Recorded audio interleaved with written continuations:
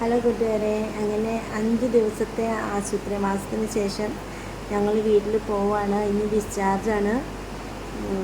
അപ്പം ഉച്ചയാകുമ്പോഴത്തേക്കും എല്ലാം ബില്ലൊക്കെ സെറ്റിലാക്കും.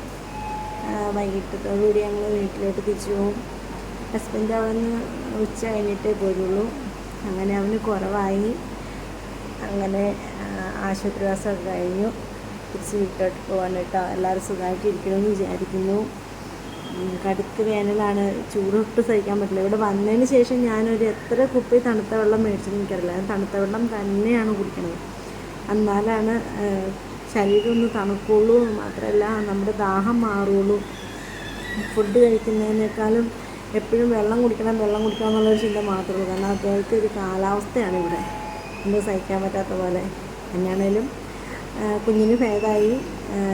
ഇവിടെ ഒത്തിരി മാറ്റങ്ങൾ വരുത്തിയിട്ടുണ്ട് കേട്ടോ.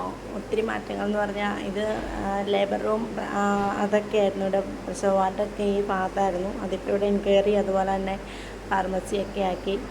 നമുക്കിവിടെ ആണ് ഫ്രണ്ട് ഓഫീസ്. ഇവിടെ വന്ന കാര്യങ്ങളൊക്കെ അങ്ങനെ ഒരുപാട് മാറ്റങ്ങൾ ഇവിടെ വന്നു.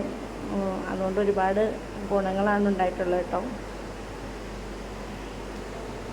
അതുപോലെ തന്നെ 80% വേദനയില്ലാത്ത പ്രസവം ഇവിടെ നടത്തി കൊടുക്കുന്നുണ്ട്. അതുപോലെ തന്നെ പ്രസവ സമയത്ത്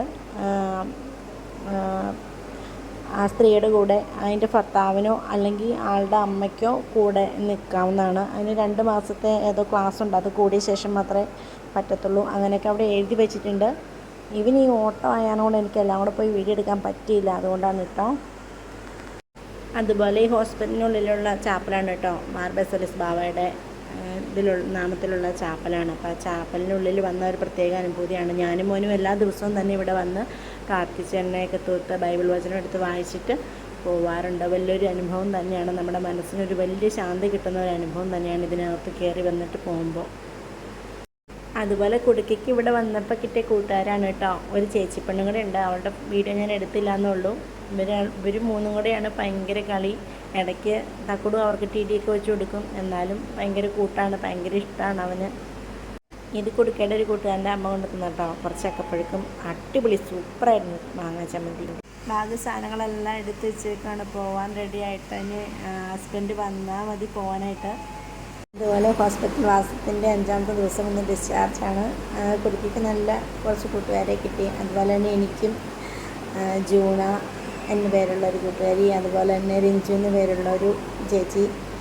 ആളും പാവാണ് കേട്ടോ. അവർ രണ്ടുപേരും പാവാണ്. അതുപോലെ സ്മിനു, അവൾ ഡിസ്ചാർജായി പോയി. ഇവരെ 3 പേരെ സ്നേഹത്തോടെ ഓർക്കുന്നു. എല്ലാവർക്കും നല്ലത് വരട്ടെ എന്നും എൻ്റെ ഓർമ്മയിലുണ്ടാവും. കോണ്ടാക്റ്റ് ഉണ്ട്. അതുപോലെ തന്നെ ഞാനും മോനും ഒറ്റയ്ക്കാണെന്നുള്ളൊരു ഫീലൊന്നും ഇല്ലായിരുന്നു കേട്ടോ. ഞങ്ങൾ നല്ല കൂട്ടായിരുന്നു. എപ്പോഴും തന്നെ പോയി സംസാരിക്കും. നല്ലത് വരട്ടെ. എല്ലാവരും ഹാപ്പി ആയിട്ടിരിക്കും. പുതിയൊരു വീഡിയോ ആയിട്ട് വീണ്ടും വരാം. അതുവരേക്കും ബൈ.